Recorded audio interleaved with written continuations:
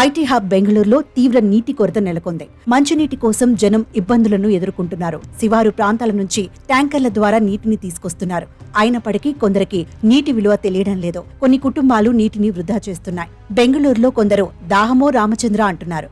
మరికొందరు మాత్రం నిర్లక్ష్యంగా ప్రవర్తిస్తున్నారు. నీటిని వృధా చేస్తున్నారు. తీవ్ర నీటి కొరత ఉన్న అనవసర పనుల కోసం ఉపయోగిస్తున్నారు.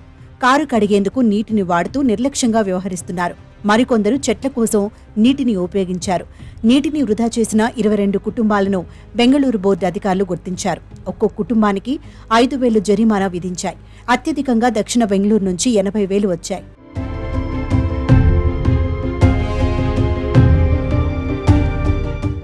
సిటీలో నీటి కొరత ఉండటంతో మార్చి నెల ప్రారంభంలో నగరవాసులకు Bengaluru water supply and sewerage board సూచనలు చేసింది.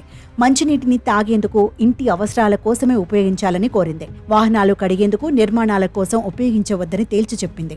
ఆ విధంగా చేస్తే కఠిన చర్యలు తీసుకుంటామని హెచ్చరించింది.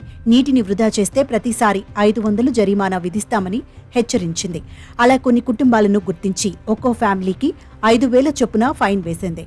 బెంగళూరులో రోజు 2,600 మిలియన్ లీటర్ల నీరు అవసరమవుతుంది. కావేరీ నది నుంచి 1,470 మిలియన్ నీరు సరఫరా అవుతుంది.